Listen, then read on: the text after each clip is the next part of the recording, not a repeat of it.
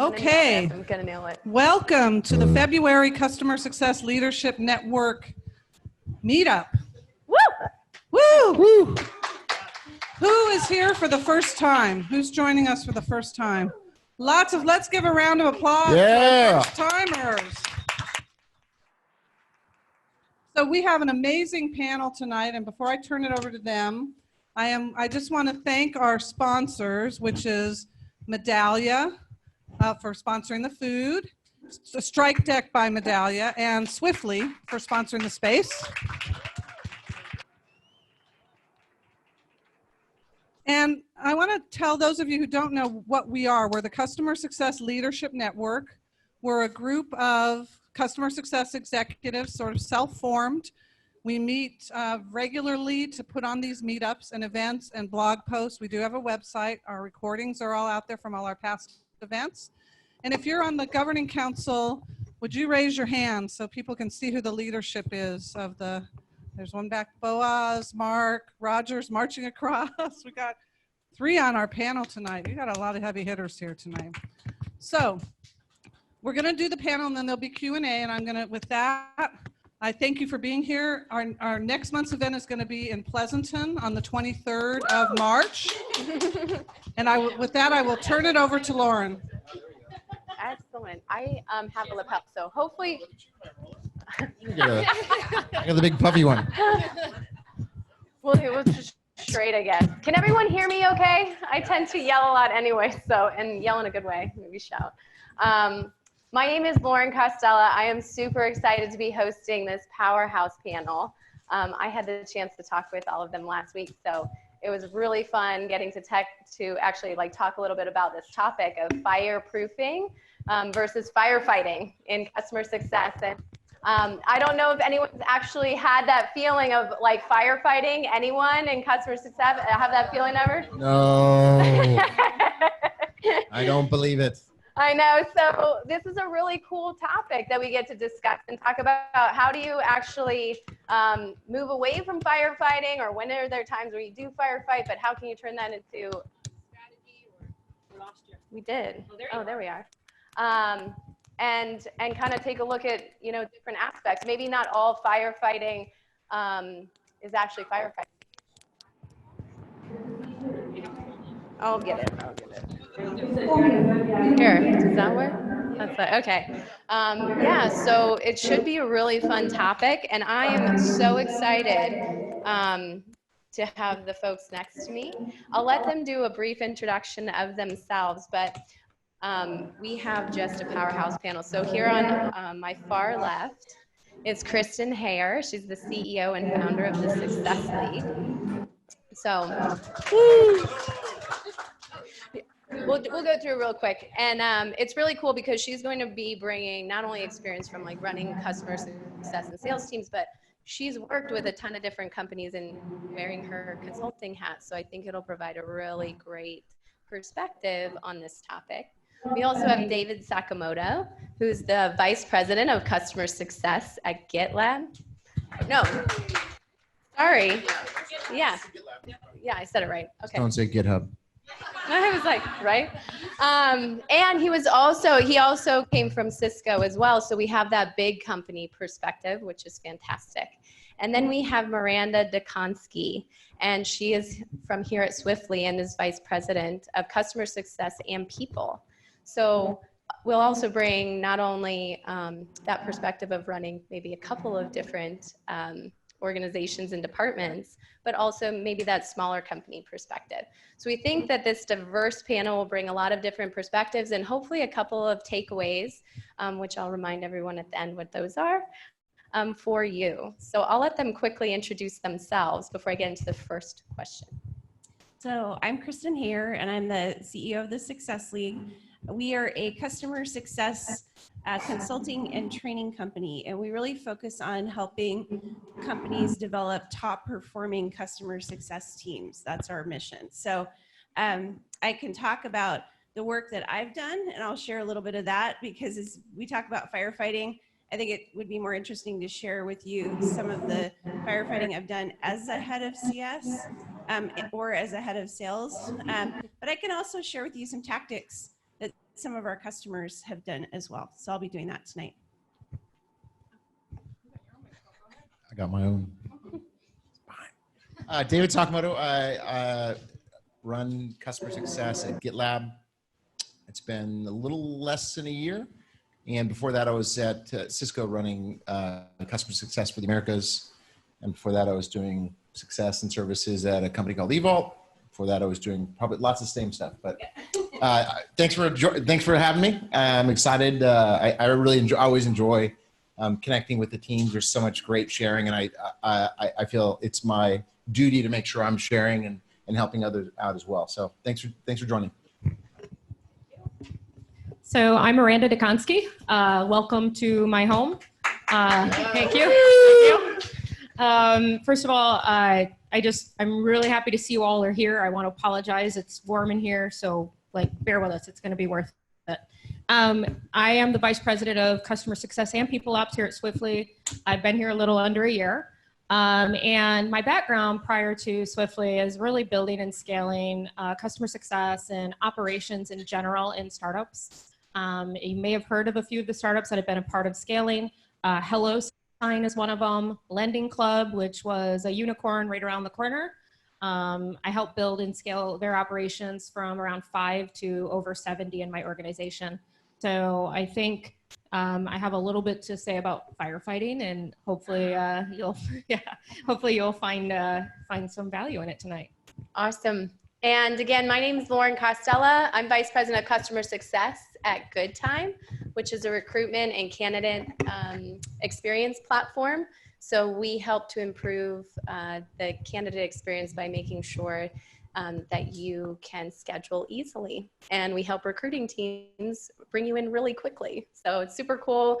We work with really great, awesome brands, high growth startup companies, and it's super fun. And so I've been at that company for now 5 months, so also less than a year. And prior to that, I was working at Medrio, which is a clinical trial software company. And I scaled that team from 9 to about 30 in over 3 years. So fantastic. So I hope we're ready to get started. But since people got to know a little bit about you, I hope that you'd be okay if we get to know the audience a little bit. So how many people here work for a company that's less than 5 million in revenue? All right. How about those who are less than 25 million, but more than 5 million? So 5 to 25.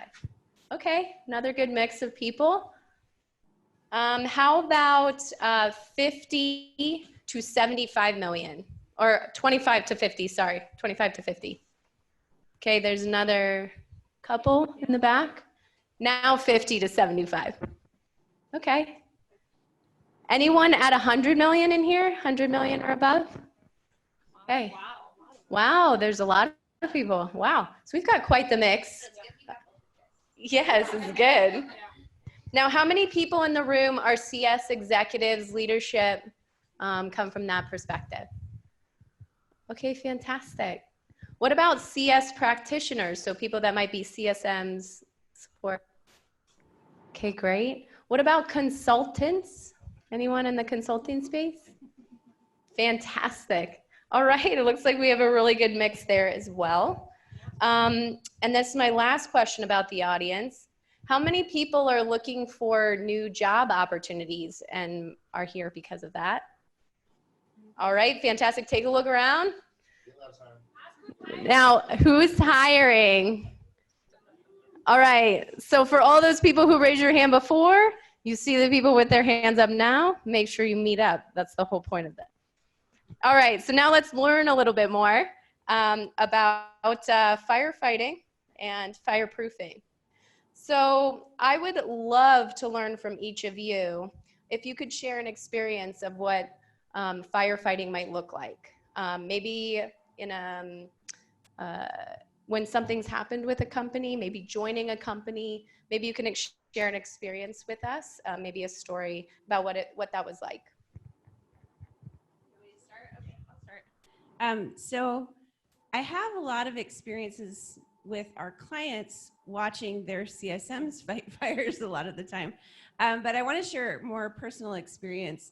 where I, as a leader, was doing a lot of firefighting. So I worked for a company called Vertical Response, and we were in the process of being acquired. We ended up actually having a successful exit to a large company called Deluxe that's based in Minnesota.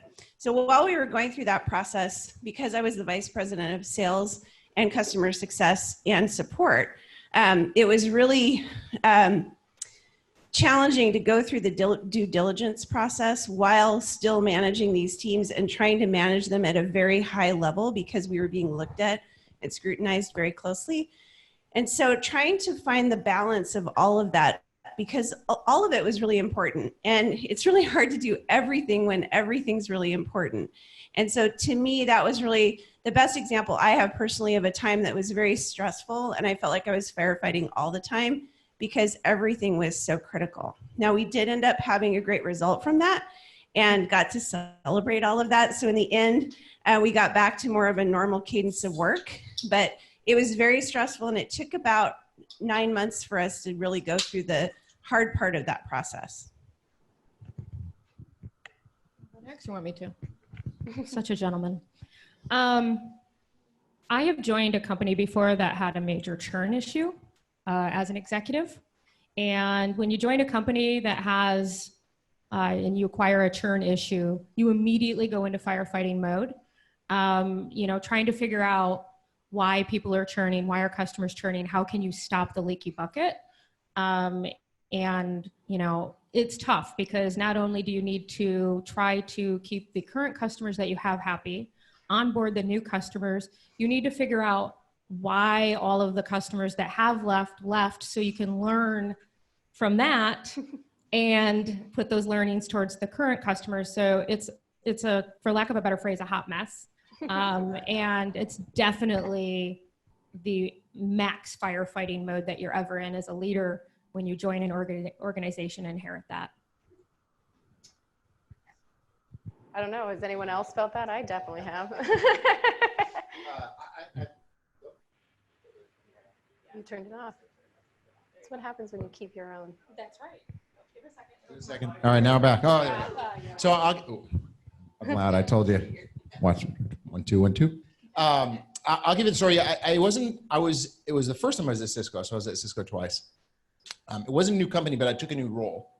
And the SVP had this program that's really jacked up. And it was a very large engineering team. It was about 350 people globally. And I'm not a software exec from a software development perspective, but I know how to run large programs. And he said, "Hey, I need you to come fix this program." And I was like, "I don't really want to do that because I wrote C and Fortran in college, and that's DBase 4.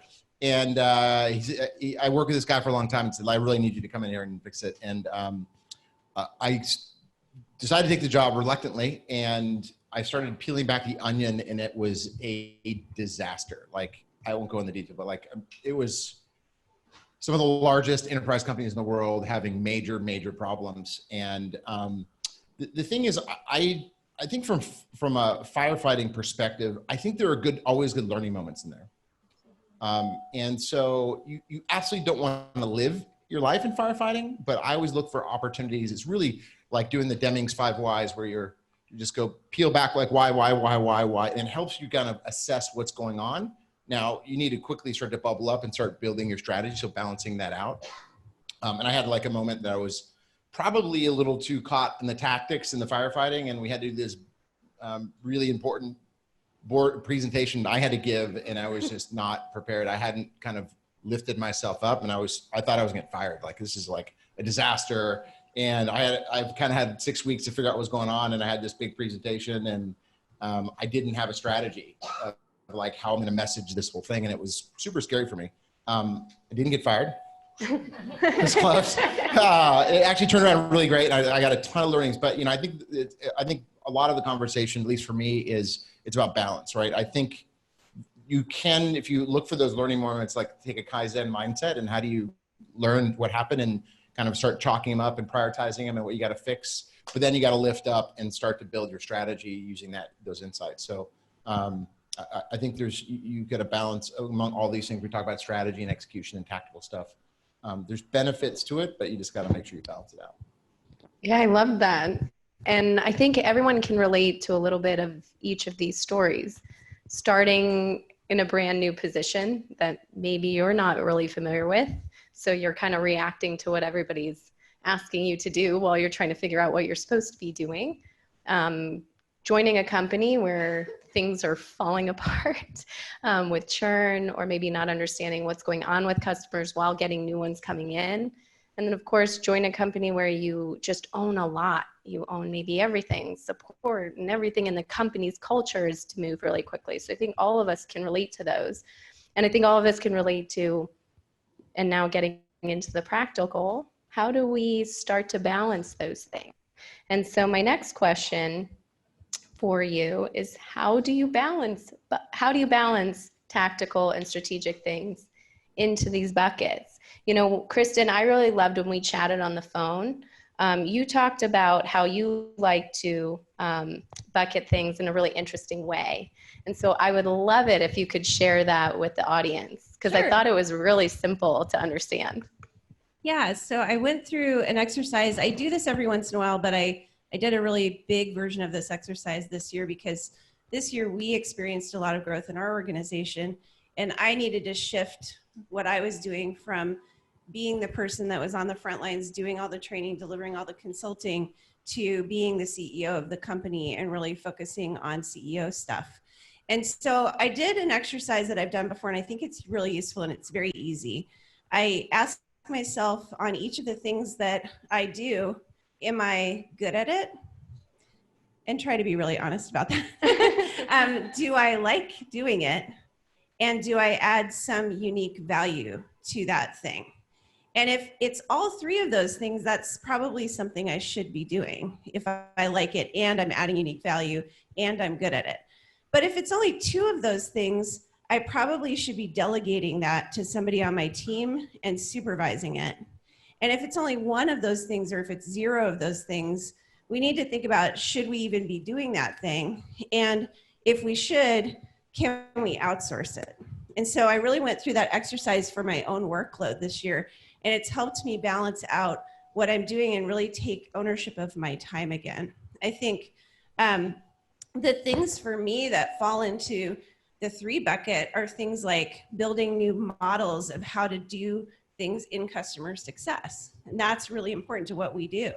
It's managing the team that I have. That's really important as a leader in general. Anyone who's a leader should have that be one of their top priorities. It's the planning work that I do around our business and our growth. So that's how I like to prioritize it. I know that you two had other models though. They did. So maybe you guys can share your models, because I thought that that was a very simple and kind of practical way to go about it. But there's actually, tons of other models that I think that other leaders could share with us in terms of how you do your strategic planning and balancing and how you do that. It's funny because David and I, it's pretty similar, but we just call it different things. Has anybody here heard of OKRs? Yeah. So I use the OKR framework to really balance out the tactical things that need to be done, the day-to-day things that need to be done, and then the overall bigger strategic things that need to be done. I've used them for years now.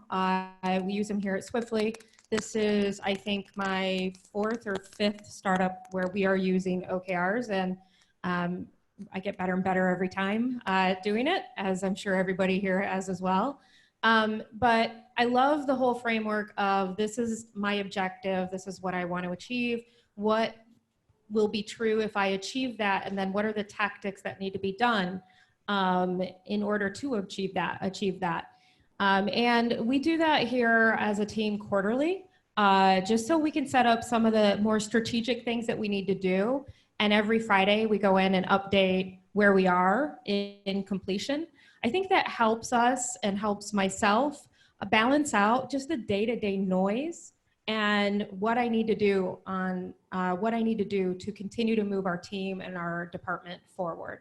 Having that hold me accountable and hold my team accountable to delivering on things that are more strategic rather than just the tactical, everyday firefighting type things. So I use OKRs too. We use them now at GitLab. But the alternate I'd throw out there is something I took from Cisco, and you can search. There's a couple templates online. And I think it's really simple. What I liked about it's really simple. It's like a one pager. It's called the VSEM. So vision, strategy, execution, metrics. And the template is like a one pager. And so vision is like, what do you want to accomplish in the next, 18 to 36 months? It's like a, vision statement. Strategy is, next 12 or 12 to 24. You can pick whatever window you want, but like shorter window time. And execution priorities are like what you're going to do in a 6-month window or a 12-month window. So you kind of break it down into these silos and then measure like how you're going to measure success of those execution priorities. I like it because it's very simple. And OKR is very simple too. I think the important thing that you need to consider when you're building that kind of thing, it's not a one and done. And it's really a good strategy, bad strategy is really how you operationalize that and how do you take that and weave that into weekly staff meetings, and I'm checking on the execution priorities. And once a month, we're kind of taking a higher level look at the quarter priorities. And then once a quarter, you're looking at how we're doing in this global project. So it's all about how you operationalize that into your team motion and make it real, right? And it's going to change. You have to adapt, but I think I think the simple thing is really good, especially as leaders. You have larger teams, like you need to keep your key priorities simple, right? Nothing more than 5 fingers. I generally like to keep 3 to 4 personally. I think there's OKRs, there's VSEM, there's probably many other ones, but no matter which one you pick, just pick one and make it real, but don't just make it something you put up on your wall or you send out, but make it something that's live and living and they're using, weekly, monthly, quarterly, annually. I want to add one thing because you said something that you look out 18 to 36 months, and I would have heart palpitations if somebody asked me at an early stage startup, what are you going to do in 18 months? I'm like, I don't know what I'm going to do tomorrow.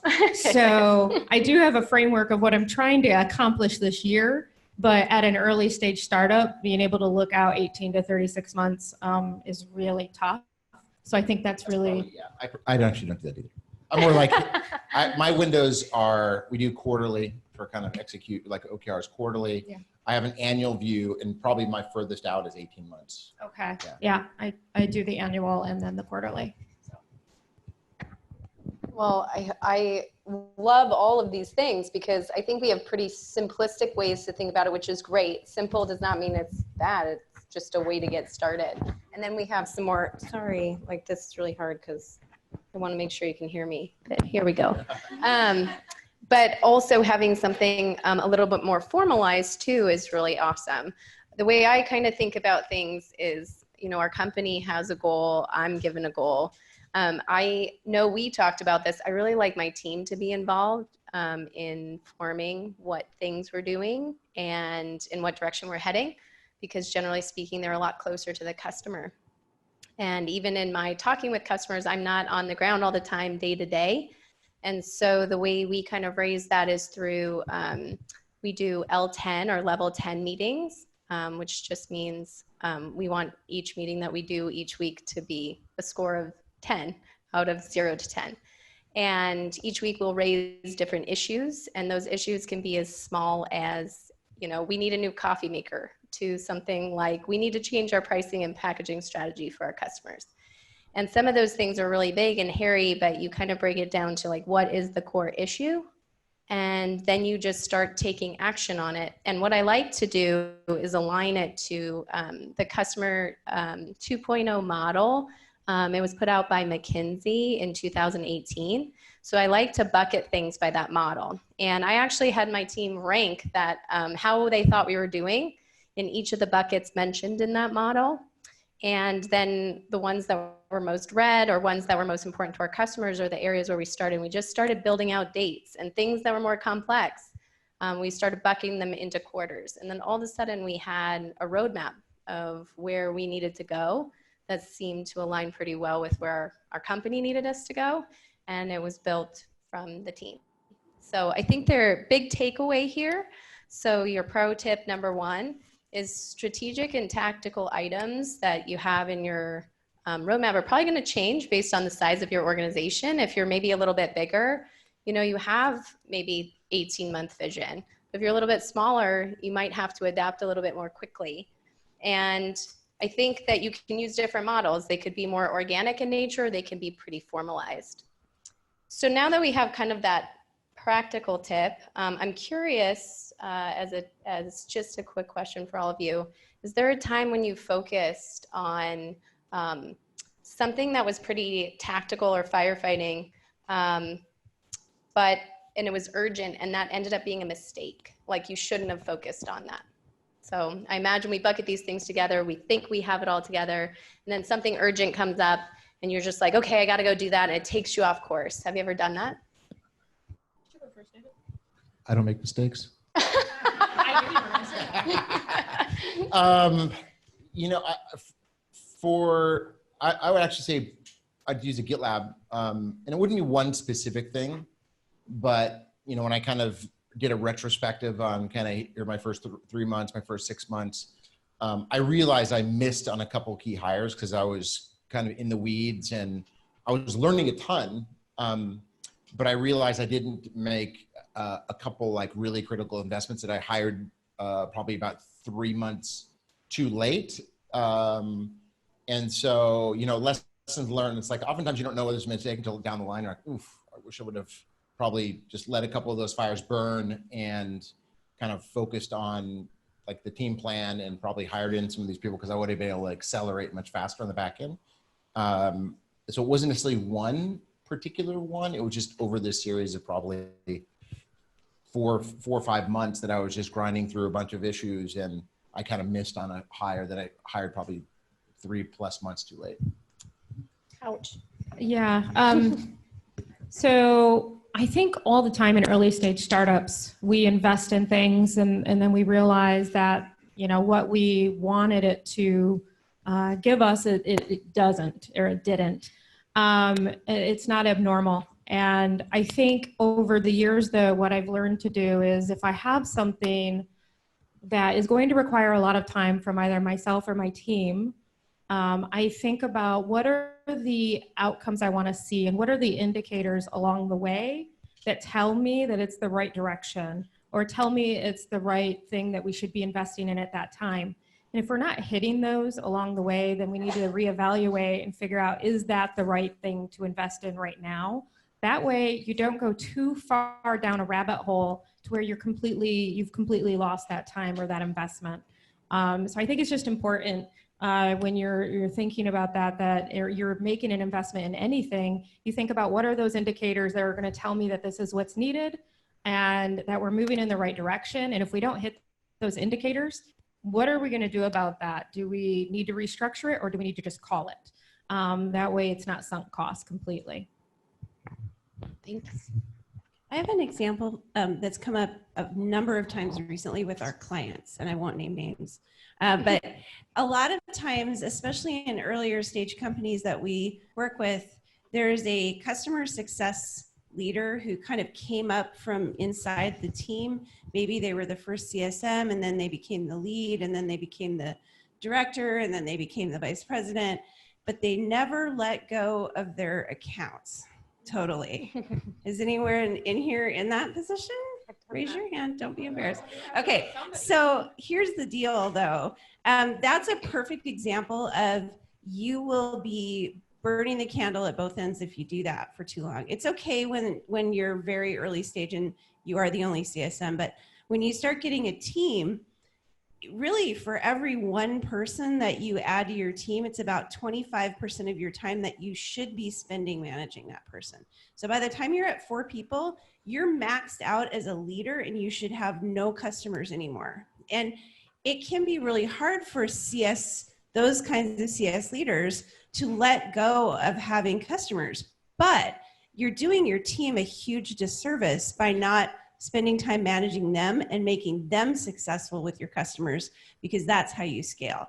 And so I think that's a really good example of firefighting and really focusing on the tactical and then losing sight of the fact that if you don't make your team successful and you don't give your time to them as a leader, you're going to fail in the long term.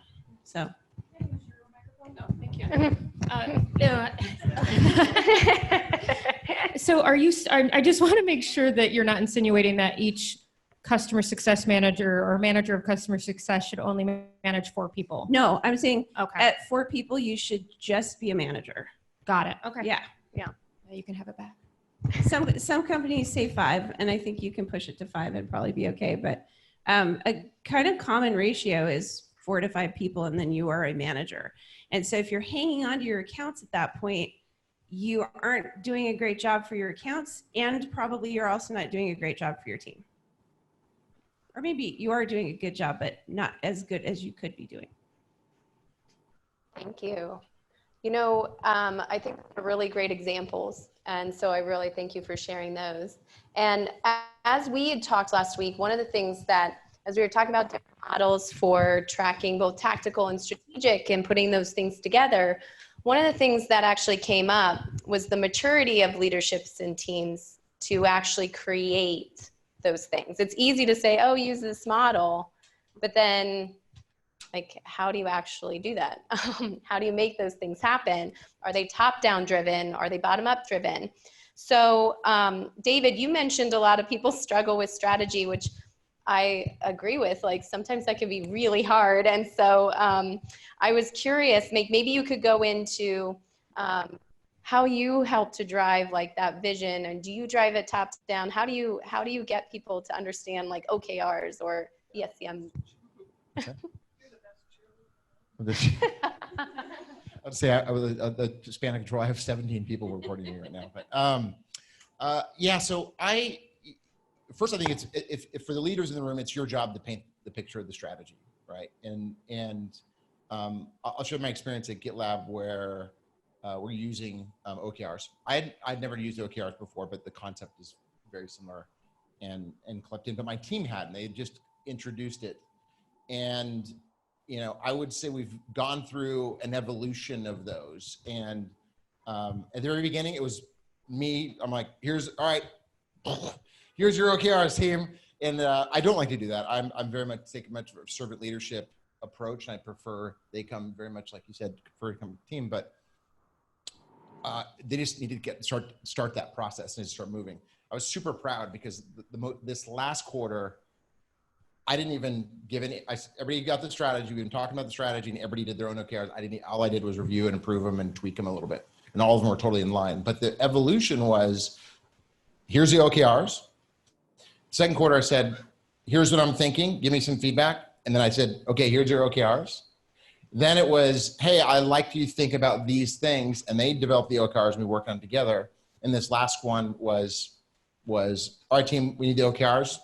Submit them, and I reviewed them all, tweaked them, had maybe some adjustments I'd rather us prioritize here, over here, and they drove them. And to me, it was a super rewarding process where the team is now going, because if you're a leader and think that you're the one that's making it happen, you're delusional, right? The best thing you can do is enable your team, help them understand which direction we're going, and empower them and let them go. And frankly, they're going to move faster. They're going to have more creative ideas and probably, or certainly better than yours. And so to me, that's a really rewarding experience to see it turn around like that. I think it was really insightful too that, you know, it does take time. That didn't happen after 1 quarter. That happened after 4 quarters. So you might have to direct things down a little bit at first before it can actually come from your team, which I thought was really interesting. I usually see that it does take a good solid 3 to 4 quarters for an organization to kind of get the hang of doing OKRs in general. The first quarter, you're going to create them and you're going to think they're great. And then you're going to be a month in and you're going to say, what were we thinking? There's no way we could do all this. Or like, this is not even relevant. Why did we put this on here, right? You're going to have a few of those moments from quarter to quarter. And you know how we do our OKRs here as a team. So company level, the executive team, we figure out what do we need, where do we need to be with our revenue and things like that. And then we kind of back into it, like, well, what needs to be true to be there? What are our company morale goals, or the employee NPS goals and things like that, and what needs to happen in order to help enable that. And then each of us individually take our teams off-site. I had my team, and there's some of them I think wandering around here somewhere, all at my house last quarter. And we all sat around at my house and we took what the objectives were, figured out what the key results should be to drive those objectives, and then what are the tactics. And then we left with an entire plan of who was going to own what and how we were going to deliver on the key results for that particular quarter. So it's definitely, you know, a unified kind of activity, and it's fun. We all get together and then we go have sushi. I mean, who doesn't like sushi? Everybody loves sushi. You triggered also an awesome, really important thing. And for me, I had a couple of areas I bombed and I'm like, ooh, that was way, you know, it's a learning process, right? So one of my mistakes I made is we were heavily scaling. So my team was about 40 people when I started. We're now at 120. So we've been scaling up super quick. And I totally underestimated how much time it took for my managers and my team to do all those interviews. And I was like, all right, here's like the first one I did top down. It was like, they were just like, what? And so that was my mistake. But the thing was, it's not whether or not you hit them 100%, hit them 50%. Or if you miss them, it's the important part is, the most important part to me is, yeah, you want to drive the result, obviously. But to me, it's the learning process, like learning about the team's capacity, learning what works, learning what doesn't, how big should they be? Because, you know, they're every quarter, right? And finding you're like, oh my gosh, okay, I'm like, whoa, we got to wrap ours up again. We got new ones. And it's like, it's just like you blink of an eye and it's over. But it's a really good process as a team where you can kind of learn of the right sizing and the right priorities. And so I would, even if, you know, it's not whether you make it 100%, it's what you deliver and what you learn. Yeah, I love that. And, you know, being able to understand where you are at a given time so you can actually do that type of planning is awesome. Now, Kristen, you had a really great kind of description of, you know, maturity of leadership and strategic planning. And I really was hoping that you would share that. Yeah, I'll share that. So I think when you're a new lead for a team, or even a new manager, maybe a first-time manager for customer success, the tendency and what you really should be doing is really looking downward at your team and their performance and kind of managing down and really helping them think about their goals and their time management. And that's what your time should be spent doing. So as you're thinking about how do you allocate your time, you allocate it down. And as you grow in your career and you maybe move into a director level or a senior manager level, you start to kind of look up a little bit and look out a little bit. And so maybe more of your time starts to go to how do you communicate with other teams in the company. And then you start to, as you become a VP or a chief customer officer, really look up and out. So it becomes about, what do you know about your industry? What do you know about the field of customer success? How are you engaging with other companies and people at your level in those organizations so you can keep up with the market? So you kind of shift your focus over your career in leadership from down to up and out. And I think that's important to think about too, as you're balancing your time. And I know for myself, I've had to make those changes as I've grown through my career and really kind of shift my own focus up and out. And it's interesting because some people get stuck in their career because they can't make that focus shift. And it also keeps you, when you do make that focus shift, from firefighting, because you are focused on the right things and you're spending your time on the right things. So. Yeah, I really loved that, because I don't know about anyone else here, but I've certainly been in positions where I think I'm moving up, but then I realize my focus is here and it should be here. And once you change that focus, it's crazy how much more productive your team can be, or how much more empowered they are to do what they need to do. So I thought that that was just a really interesting way to look at it. And so if I had to say, you know, my pro tip number 2 is the maturity of leadership in teams definitely matters. And sometimes at first, you know, it requires a little top-down direction to build your balance between, you know, firefighting and fireproofing or strategic planning. Sometimes you have to direct down, and it might take a few quarters to make sure that your team gets re-engaged. And one thing that I think is pretty critical and seems to be a thread throughout here is communication. So being able to communicate what that vision is, being able to work with your team on that and get into a rhythm. So I really loved that about this particular area of maturity. Yeah, I want to add one thing that I think all leaders should think or, should put in their mind. When you're doing any kind of planning or, OKRs or anything like that, it's very easy for you to do it for the team, but you should be looking at this as your opportunity to create the next leaders, to create the next folks that are going to take the helm. And that's how I like to approach it. And I say it often, I could do it for you, but you wouldn't learn how to do it, right? So I think that is like a mindset that I have. I could do it for them, but they wouldn't learn how to do it. And then I'm going to be doing it for the rest of our relationship, right? So it's important as a leader that whenever you're thinking about your planning or your strategy or firefighting versus being strategic, think about that. Like, are you doing too much for your team? Because if you are, you're not teaching them how to do it, and you're not helping them grow and helping them evolve to become the next leaders. I don't know about you all, but I don't plan on working for the rest of my life. So I'm hoping that I can create a really awesome set of leaders that can continue this. I just want to add a live example to what you just said, because when I was at Vertical Response, one of the best things that I ever changed about what I was doing was I shifted my one-on-one meetings to have from me providing the results to my team members when they came to meet with me, to me asking them to come tell me how they were doing every week and show me how they were performing against their goals.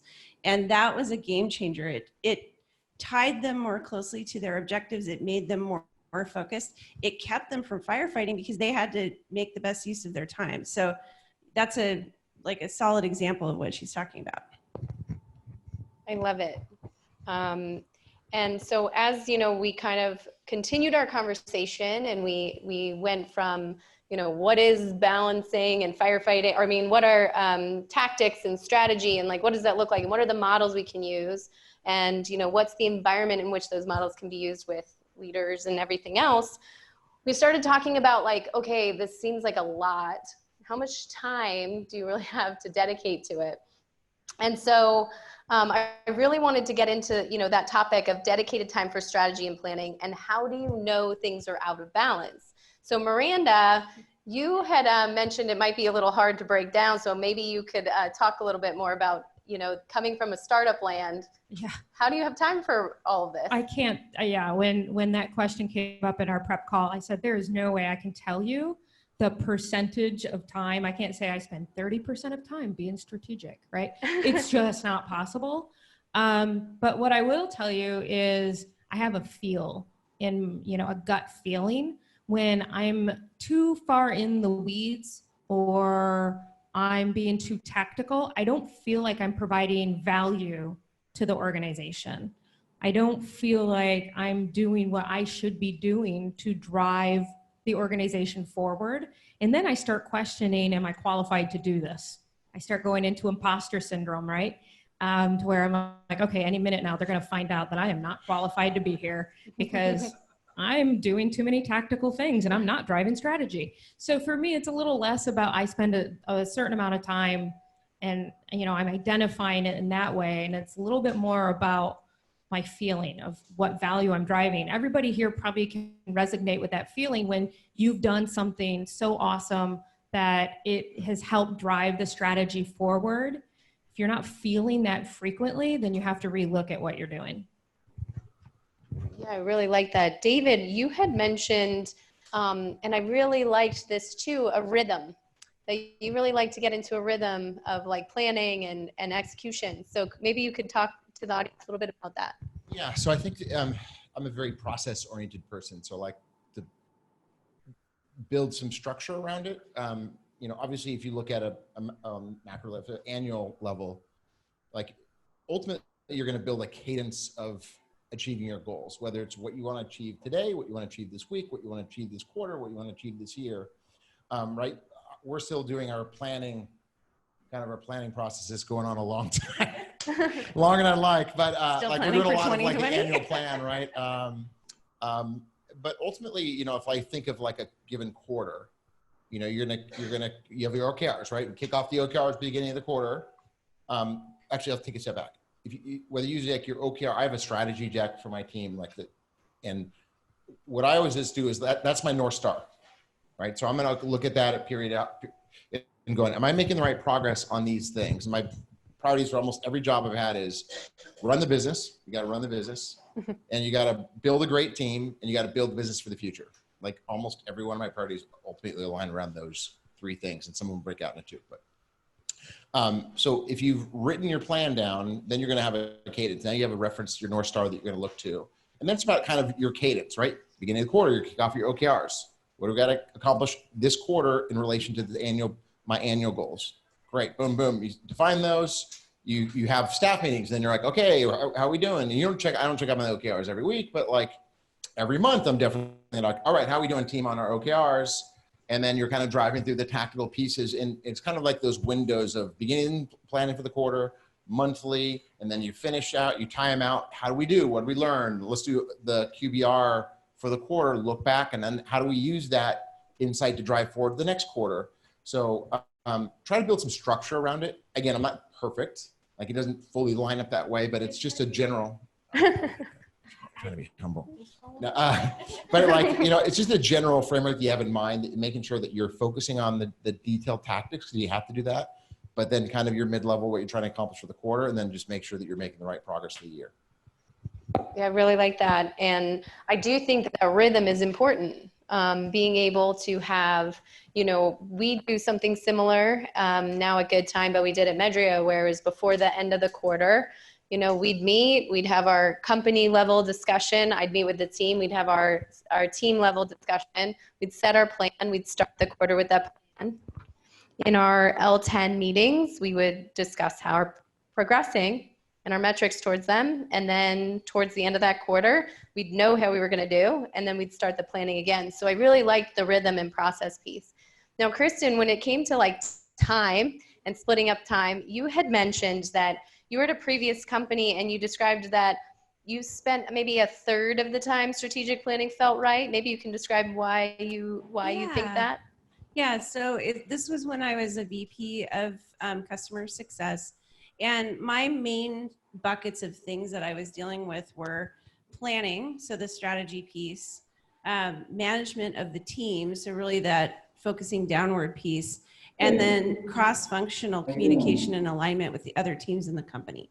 And so what I found is that I felt best and I felt like it was most balanced when I was spending about a third of my time in each of those buckets, because it really kind of balanced out. All three of those were critical for me. I needed to have those relationships built with other teams in the company. I needed to manage my team, but I also needed that time for planning so that we could push our team ahead and really look at what were good strategies for us and how could we push our company forward. And so having the time carved out to do that was really important. Today, I would say with the role that I have now as the CEO, it's a little different. But what I do now is, and I'm like you, not perfect at this, but I try really hard. I took back my time this year, and that was a really intentional thing for me. And I have every Friday set aside for planning. So I do not take meetings on Fridays. That has been hard for me because I love to meet with everybody when they want to meet with me. And I've had to kind of say no to some people and been a little worried about what they would say, but so far it's not been a huge issue. But it has freed me up to have that time to really, big blocks of time to think and plan. And so for me in this role, that's been very effective. And I was going to comment on exactly that, and find that time and put it in your calendar. Like I'd admit mine gets stomped on all the time by the other meetings. But I would say like carve the time out, or for me, what I've just realized recently, find the activity. I realize I do my best, most creative thinking when I'm working out. And I realize when I skip the workout, not only am I, you know, like not taking care of myself in a healthy way, but I'm actually not being the best teammate, because I know when I go off and run, kind of break away, like that's my best creative thinking of like, I can think of all these kind of, sometimes my team members are, oh gosh, you just came back from working out. I'm like, I got this new idea. but like whatever that is for you, whether yoga or taking a walk in the park, I like try to find something that gets you out of the day-to-day, that makes you feel different, that gives you time to think in a way that works for you. Eating pasta. Eating pasta sounds great. Or sushi maybe? No, I mean, I love that because you're kind of hitting on another aspect that we talked about is like this feeling of how we know that maybe we're not focused on the right thing. And, you know, Miranda, you talked about imposter syndrome, but Kristen, you had talked about like, you had an actual like physical feeling as well of like, when you're maybe focused too much on the wrong thing. My husband very graciously pointed this out to me about 10 years ago. He noticed, he's like, Kristen, do you notice that about every quarter you physically get sick and you're starting to get stressed out and you have anxiety and you wake up in the middle of the night? He's like, do you notice that about yourself? And I'm like, I guess I kind of do. And this was when I was a new VP that this kind of came up for me. And so it really took him kind of pointing it out and me becoming more self-aware to realize that when that happens, that's a really strong indicator that I need to go and take some time and spend time planning, and even just going for a day and doing kind of a personal retreat. Now I tend to go to hotels and do that and then have a massage later. So it's like kind of work and personal time, but it's, you know, it all kind of like you, for me, I get my good ideas when I'm getting massages.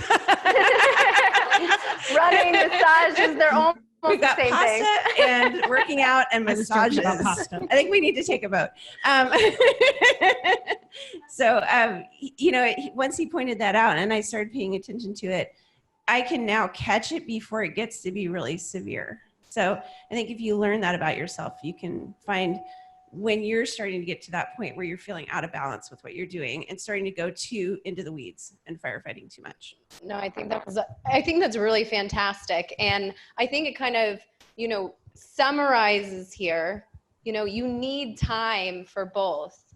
You know, you need time and dedicate time to planning and strategy, because otherwise, you know, you're going to get into just firefighting, or you're going to have these actual physical things happening where you might know you're getting anxiety, you're waking up, or maybe you just feel like, hey, I don't belong in this role because I'm not focused on the right things, or I don't know I'm focused on the right things.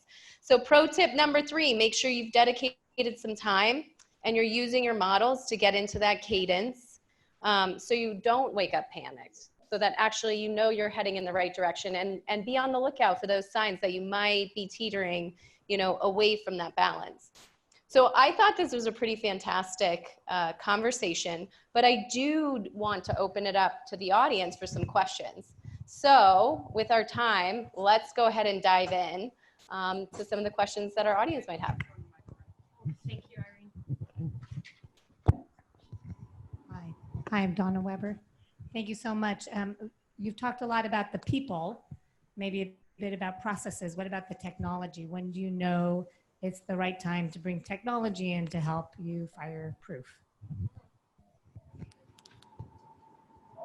Technology for planning or for? Just to help you be proactive. Do any of you use technology? I do. I use technology. I use technology a lot, but I'm going to tell you, technology is not the end all be all. You have to really know you have to get your processes straight first and understand what data you want to capture to put into this technology. Just putting technology in place is not going to help you be more proactive. When do you know it's the right time? It depends on the company. But for me, when I know when I know what a healthy customer is, what activities I would like my team to do, what data I want to aggregate to give me the full picture, is when I look for a technology.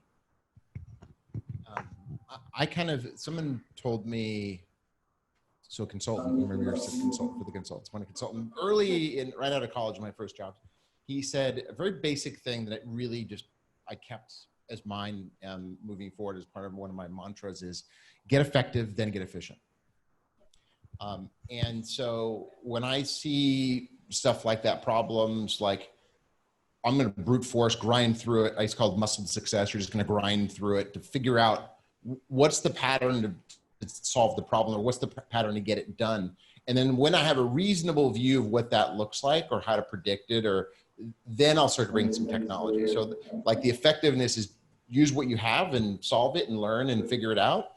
And then when you realize there's a technology that can do that for you and make it more efficient, that's when I bring technology. So kind of get effective first, then get efficient with technology. Just to kind of talk about briefly the opposite side of that, I've seen an awful lot of companies have so many technology solutions in their customer success organization that it actually makes them less efficient because they're bouncing around across 8 different tools that have been purchased at different points in their life, and they've got almost too much. So you don't want to err on the side of trying to throw technology at everything and solve every problem with technology, because it results in a lot of inefficiency. And I see that a lot in the companies we work with. And if I can just add to that, just because I know that we we brought in a technology way too early, I think, at Good Time. And when I got there, we weren't using it. But we needed to. We definitely had the process. But what I would say in addition, like if you are thinking about technology, my advice to people is think about what you need to run that technology. So for me, I think about, especially for like, for example, CS platforms, it's like having a Salesforce CRM. So would you ever have a sales account executive set up and run and sell your CRM? I mean, think about it. You have sales ops people. You need to think about CS ops. Like I laugh because we just usually throw the CRM to a CSM and say, hey, set this up and hey, this should work. That's pretty, or it's me or it's someone, and it's ridiculous. You would never have an account executive running your Salesforce tool. It just doesn't happen. So I encourage you that if you are going to be using technology, to make sure you also have the right roles to support it. When I talked about the missed resource, it was my ops investment. I know it. Other questions? I have got one here. Okay, when you're a company, and you guys have done this, scaling up and identifying what's going on where, when you're at the point where it's a new CS organization and you've proven your value, but now you have to parse from being the one person that wears all the hats to defining those hats. How do you pull that apart without having the people that are going to just do one thing now instead of 5 being upset? I've built customer success from scratch a few times now. From seed to, I think Series B is the latest I've ever started a customer success team, which was way too late. Honestly, what I've done, and this is very tactical, but it's worked well for me, is I open up a spreadsheet, a Google Sheet, and I keep it open all day, every day. And every time I do something, I would jot it down in there and figure out what needs to be with the manager, what needs to be with a practitioner, what needs to be with the VP, and just start labeling them until I figure out I got a full-time employee right here, and then I start scaling. Right now at Swiftly, we are starting to do segmentation, right? So one of our team members was promoted to manage implementation and onboarding. So we're peeling that layer off, but we identified that it was a bottleneck. So we're peeling it off and it's becoming a specialization. Same thing, renewals management. We're gonna peel that off and it's gonna be its own function, right? So you start noticing bottlenecks and realizing that it's time to specialize. And if you specialize, then you can make everybody more efficient. And also you could provide a way better customer experience because you're gonna be able to be, reactive to their needs and proactive to getting them the ROI that they need.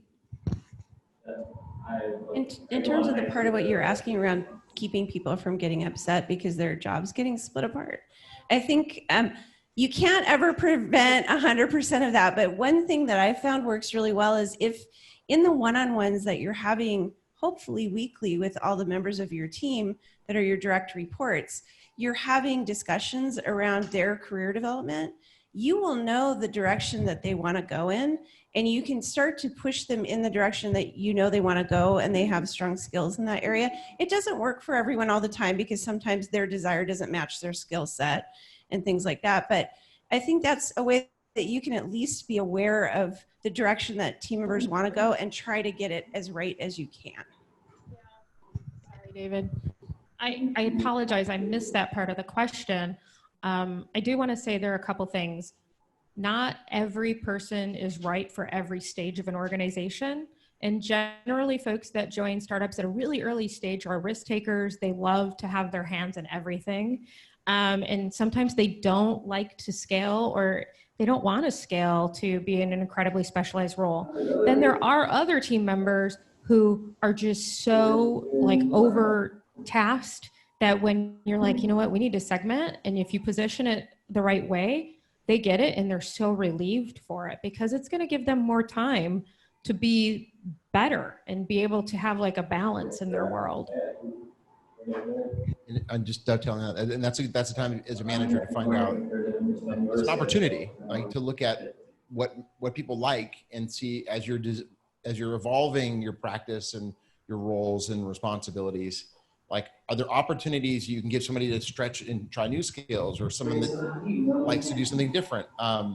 And very much in the same context, the book, Ben Horowitz, Hard Things About Hard Things. Like, as CSMs, as managers, as leaders, especially if you're scaling, because what the organization needs from you at different levels of scale is going to be different.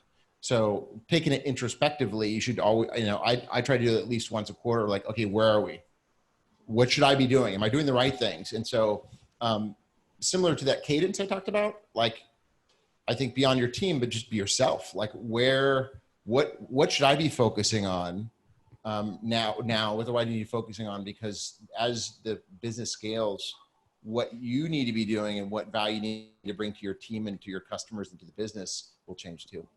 I love the article, like letting go of your Legos. I can't remember if that's the name of it, but it's a great one. Just Google Legos and letting go, and it's a great article. I share it with all of the people on my team, and I've shared it with our executive team, because it is all about, hey, I have stuff today, but I want to let those things go. So you can actually get more experience from the team who's there. Who Moved My Cheese is another really good one. Oh, yeah. Other questions back here?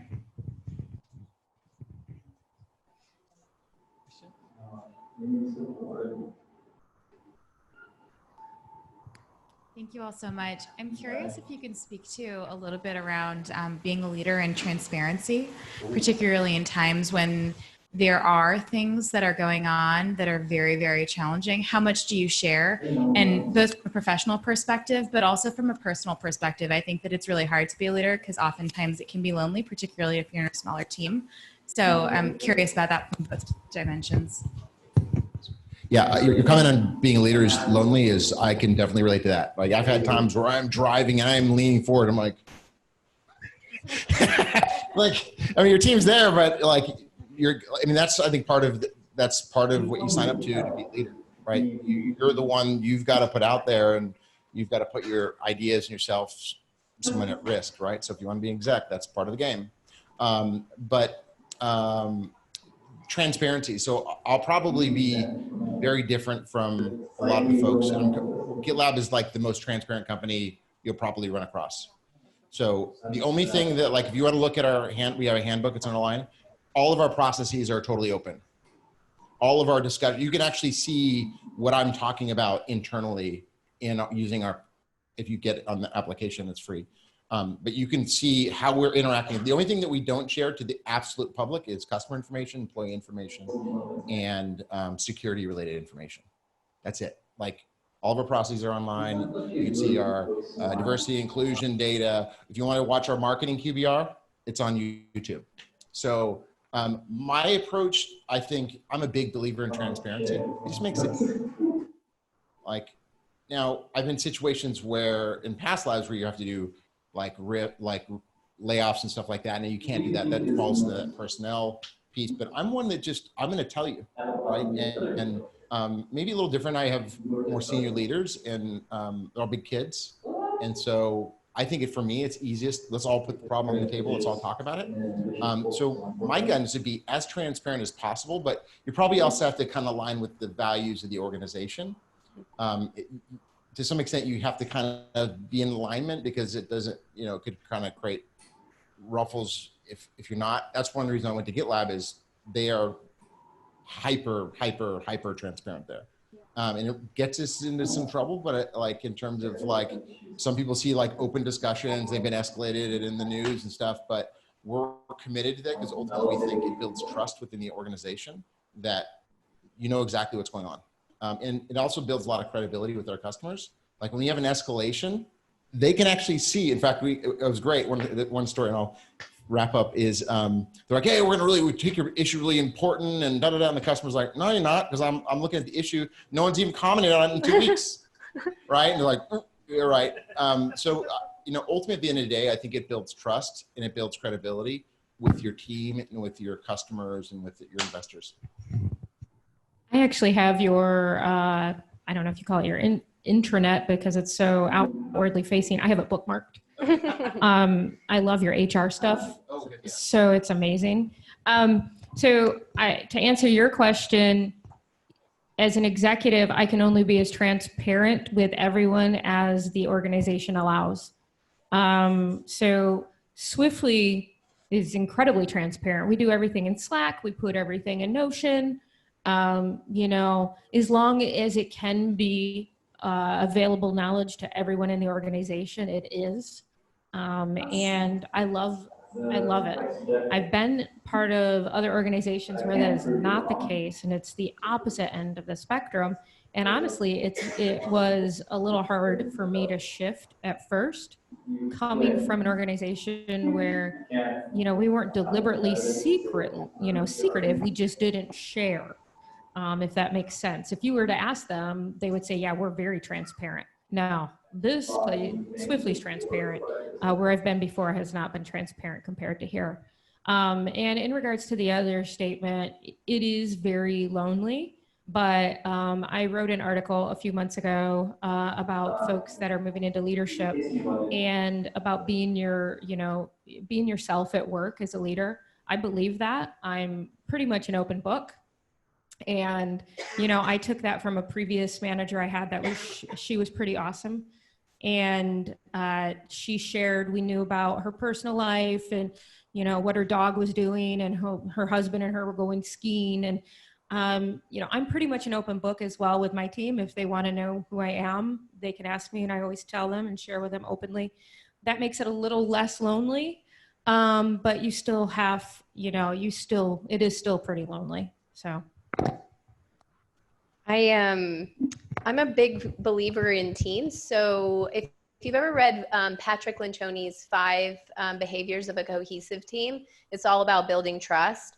So we, like my organization, I feel like we have a pretty trusting relationship. And also, like, if you couple that with like radical candor and really being able to have not only like the great personal, like good conversations, but being able to bring up difficult topics, it starts to build a relationship that is transparent. I actually don't feel really lonely at all. I feel like instead of being ahead, I'm like this, come on guys, like, let's go. Like, I feel like I'm always like behind, like trying to like keep people like moving in the right direction, but going from behind them because they're typically driving what direction we're going. I'm just helping to create the environment so they feel comfortable bringing it up. So that's where I spend the large majority of my time, is creating an environment where people can bring up difficult topics, where people can talk about stuff that we need to do that may be different.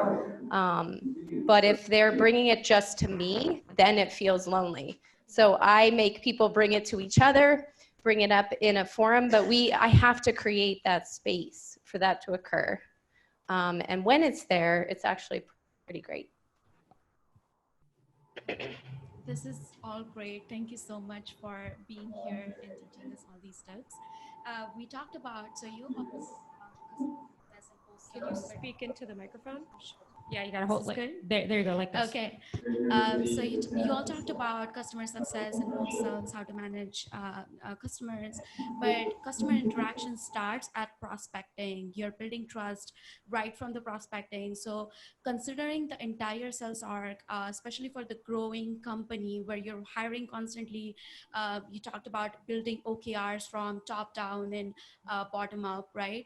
So how do you align, or would you share some tips on aligning your entire sales org to those OKRs or whatever your company strategy is? For me, it starts with the company level and the communication that I have with the leader of sales. So I don't create my OKRs in a silo, and we don't create our company OKRs in a silo. So it's heavily around making sure we're just having communications, we're identifying dependencies early on, that everybody agrees with those dependencies and can help each other solve them. And there's an alignment on what we need to deliver. I think it starts too when you're mapping out your customer journey. You really start from the very beginning and you map it all the way through the whole life cycle. And if you do that, you can start to identify, swim lanes for different teams and who's doing what. And it becomes very complementary rather than being full of friction and, goals being contradicting each other and things like that can build up when you have things developed in a silo. So I think starting from your customer journey is really critical too. I think we'll take one to two more questions. One more question. Two more. Okay. Can we hear three? You know what? Do we hear three? Three questions. We got a third. Oh, I got a third over there. Do we have a fourth? Hi, I'm Sharon. Thank you guys for your time. This has been so great. So obviously firefighting and fireproofing is a really big issue since there's so many of us here.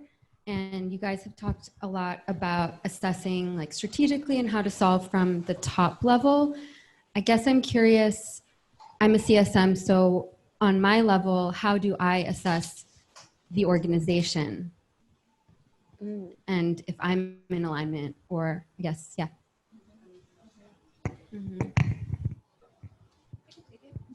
So just to make sure I understand, you're curious, how do you balance your time and keep yourself from firefighting all the time? She wants to know if she's doing the right amount of firefighting versus not. Oh, got it. Okay. Is that right? Yeah, I think there's a couple of little ideas that I have for you. One is if you're getting a lot of the same stuff, have you ever seen the Franklin Covey quadrants? Okay, so that kind of has urgent on one axis and important on the other. And you can start to think about putting the things you're doing into those quadrants and start kind of combing out the stuff that is not urgent or important, and then start really being critical of the things that are urgent but not important that you're doing.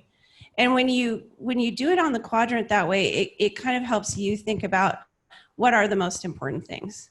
There's also a really great book out there called Essentialism that I think talks a lot about how to really think through what is most important that you do day to day. Some firefighting is just a part of the job. Probably, at best, you'll get the reactive stuff you do as a CSM down to maybe a third of your time.